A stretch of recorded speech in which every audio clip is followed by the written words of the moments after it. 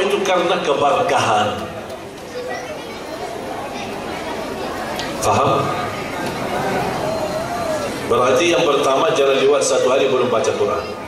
Yang kedua, ketika bangun subuh hari, usahakan ada aktivitas kebaikan. Jangan tidur. Kalau mau tidur, nanti boleh jam 7 habis terbit matahari. Tapi di awal subuh hari jangan tidur langsung. Kenapa? Karena ada berkah lagi turun, biar kita meraih keberkahan itu. Tapi jangan tidak salat subuh kemudian bangun habis subuh. Kenapa Pak? Lagi ngapain? Lagi tunggu berkah turun. Udah bisa. Belum salat subuh dong. Salat subuh biar berkahnya datang kepada kita, supaya kalau kita dapat berkah. Terus yang ketiga, jangan tinggalkan baca ayat kursi setiap habis salat. Baca ayat kursi setiap habis salat. Tahu nggak Bapak Ibu pahalanya? Saya yakin Bapak Ibu suka baca ayat kursi kan? Di saat habis salat sama waktu mau tidur. Betul? Tahu nggak pahalanya apa? Belum tahu kan? Rasulullah sallallahu alaihi wasallam bersabda, barang siapa yang membaca ayat kursi habis salat fardu akan dapat jaminan masuk surga. Kira-kira gimana 30 juz Al-Quran? Ini baru satu ayat. Masa kita rugi gara-gara satu ayat? Rugi, kita bisa mendapatkan. Boleh, tidak apa-apa. Asal ayat Al-Kursi jangan sampai dipisahkan atau ditinggalkan habis salat. Jaminan masuk surga. Mau nggak masuk surga? Kalau mau, buktikan.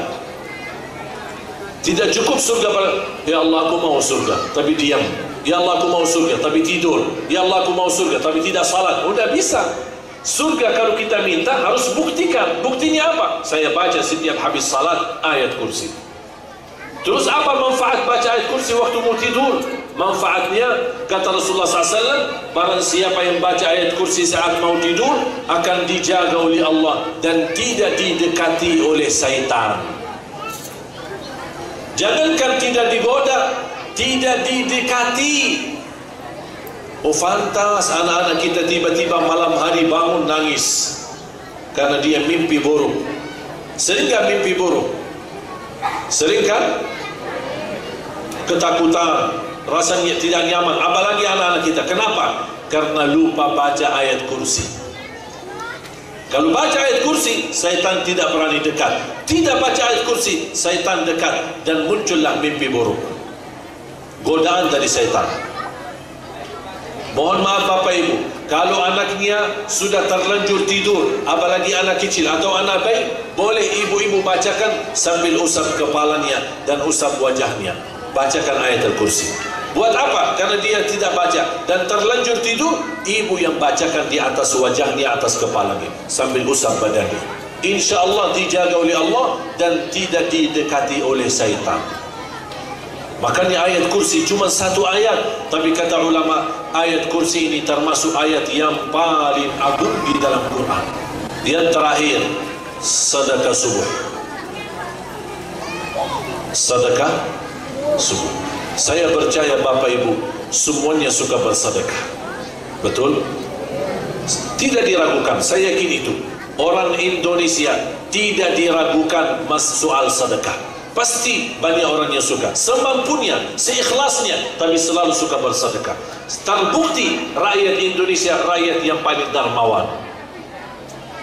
Tetapi ada satu yang ketinggalan. Apa? Doa habis sedekah. Tadi saya lihat ada orang ngumpulin sedekah kan? Sudah doa belum? Tuh suka lupa doa. Padahal doa habis sedekah termasuk doa makbul. Apalagi sedekah subuh. Kenapa saya bilang sedekah subuh? Karena setiap waktu subuh Allah turunkan malaikat mendoakan orang yang berinfak di subuh hari. Allahumma a'ti munfiqan khalafa. Ya Allah, ganti yang lebih baik bagi orang yang bersedekah di subuh hari. Semua waktu sedekah bagus, semua waktu sedekah boleh, tapi waktu subuh lebih istimewa. Habis salat subuh, walaupun ibu-ibu lagi halangan tidak salat, tetap boleh melaksanakan sedekah subuh. Contoh, isi sedekah subuh, tidak usah cari anak yatim dan orang miskin di Ya Allah, aku mohon dengan berkat sedekah ini sembuhkan penyakit orang tua kalau lagi sakit. Ya Allah, dengan berkat sedekah ini sembuhkan penyakitku yang bagi orang yang lagi sakit. Suami istri yang sudah lama menikah tidak punya keturunan, boleh isi sedekahnya. Ya Allah, aku mohon dengan berkat sedekah ini karuniailah kepada kami keturunan anak saleh salihah.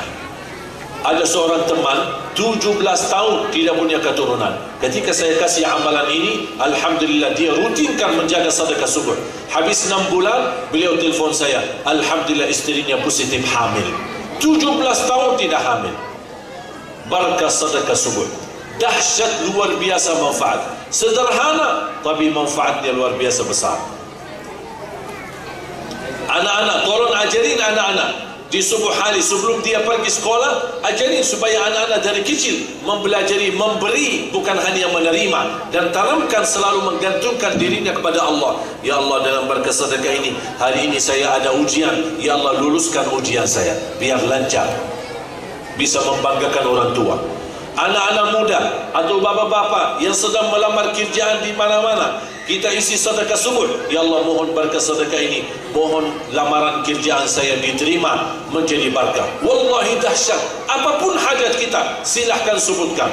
Sedekah disertai doa. Ibu-ibu yang ingin mendapatkan keturunan menghafal Al-Quran, ya Allah, dengan berkat sedekah ini berikan kepada kami anak menghafal Al-Quran. Doa, ikhtiar, itu usaha. Apalagi kalau ke tanah suci, ya Allah, aku mohon dengan berkat sedekah ini berikan karunia rezeki yang bisa membawa saya ke tanah suci haji dan umrah dan ziarah Nabi Muhammad sallallahu alaihi wasallam. Apapun hajat kita, tapi ingat satu kali kita tidak bisa tahu diri. Masalah manusia ini kalau lihat harta sudah berubah niat. Makanya supaya kita jangan sampai berubah hati, kata kita untuk